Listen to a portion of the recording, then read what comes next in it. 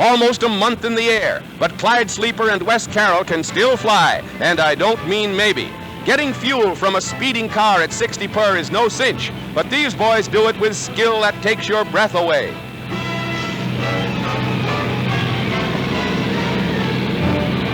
At headquarters, Mrs. Sleeper and Jane Williams, Wes Carroll's sweetheart, fix the boys a snack, and the fun begins all over again. Even record breakers have to eat, and these two work for their dinner. One slip by tired hands at the controls or a fluky wind, and the party's over. But luck's with them, so let's celebrate a new record with a snack for two. You'll have to live long to see anything like this again. A loose tail wire. It's fixed while the tiny ship skims above the ground. Boy, that's flying. An amazing new racing plane, built entirely, except for its motor, by aviation pupils at a New Orleans trade school. Pilot Clarence MacArthur takes it up for its test flight, and he's out to set a new world's record for planes of this type.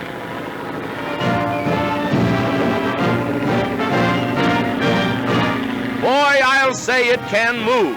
It must be all engine. Yep, he set a new record, 207 miles an hour with ease. So now for the national air races. But first, the pilot deserves a reward. How's that one? A novel 2-in-1 airplane is ready for its tryout.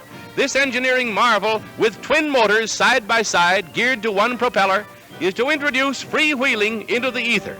It differs from the conventional type plane in that it can use both motors or fly with only one. Aeronautical science scores again.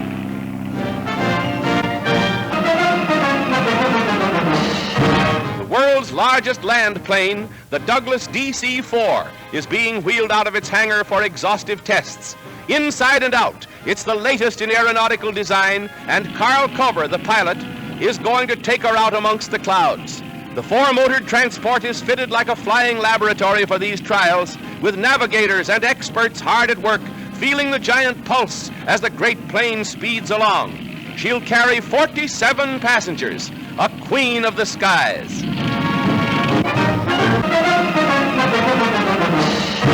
Here's Great Britain's answer to threats of possible enemy air raids. The new mystery plane of the British Air Force, the Supermarine Spitfire, said to carry the most formidable and effective defense weapons in existence.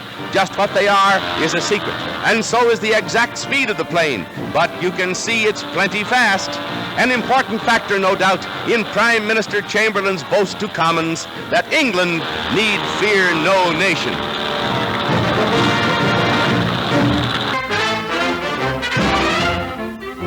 One of Pan American's 10-ton baby clippers from the West Indian Inter-Island Service is poised for an epical survey flight from Seattle to Juneau, Alaska. The 1,000-mile overwater trip will mark the first step in the establishment of regular passenger air service to Alaska, America's last frontier.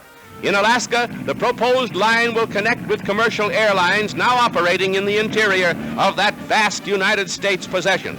The American eagle spreads its wings.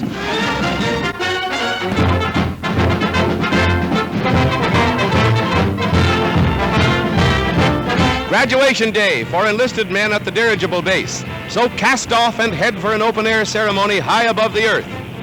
Where you don't step up for your diplomas, you step down.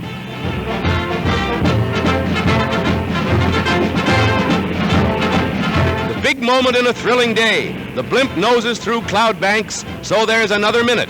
And in the gondola, last-minute instructions. How to jump out, rip that cord, and then, yep, just like that.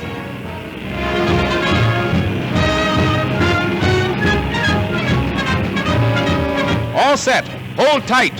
Here goes number one, floating through the air with the greatest of ease.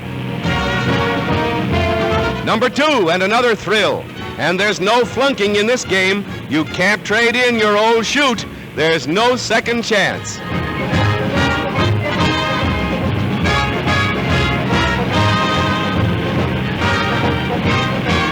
How are they doing, Professor? Looks like they got the jump on you.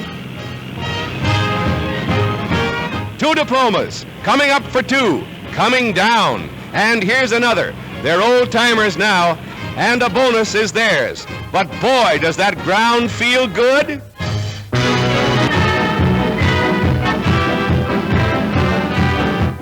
A new altimeter has been developed to prevent mountain crashes in foggy or stormy weather.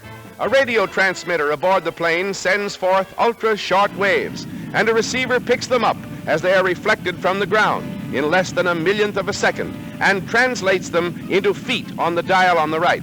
The other dial, an old-type altimeter, shows only the height above sea level, but the new invention shows the actual height above mountains or other obstacles.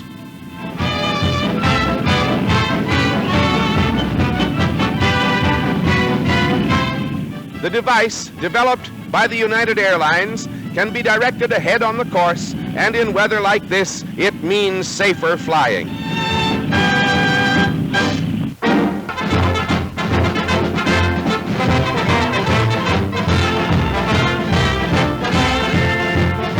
A 100 or more Navy airmen under Lieutenant Commander S.L. Lahatch of Patrol Squadron 1 take post aboard 15 big new Navy bombers for a mass flight to Honolulu, but not before a few lingering goodbyes. The big 13-ton planes take to the water with ease as families and sweethearts wave them on their way. And that's send-off enough for any gob. The powerful pursuit bombers are being delivered to the Navy base at Pearl Harbor. More links for America's chain mail of defense on the western horizon.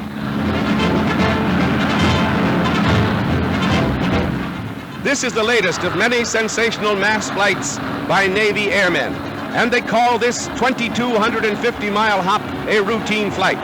Now watch how the wing pontoons fold up against the wing tips. California this afternoon, Hawaii tomorrow morning, setting a new record of 16 hours and 40 minutes.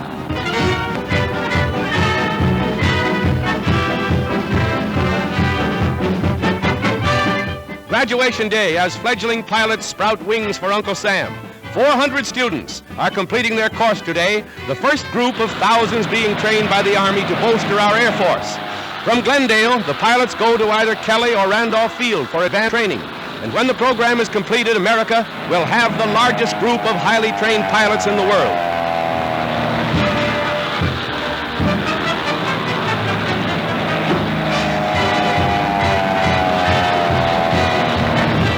If this is elementary training, I'll join the infantry.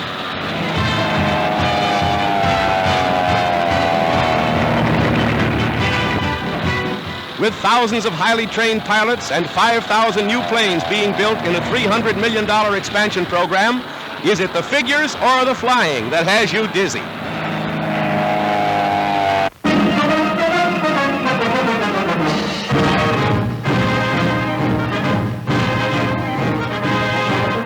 A war-scared Britain looks to bombing planes like these, taking off on defense maneuvers, to help her against the Nazi juggernaut if war comes.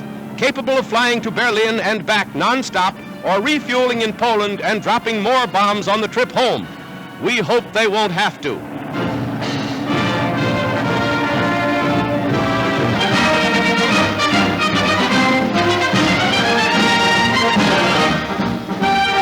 Mighty monsters of the 19th Bombardment Corps in a hazardous training flight to Boulder Dam and back from Marchfield, California. Mammoth birds of defense spreading mighty wings over the great irrigation project far below. A remarkable flight, 300 miles and back over treacherous terrain.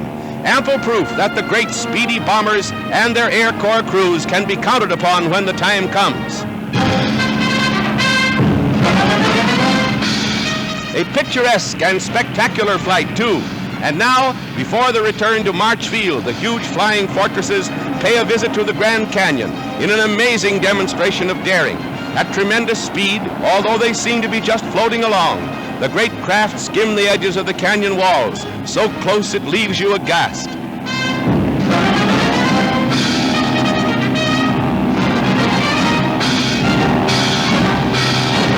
formation flying of the most exacting kind, in places that even a bird hardly dares go.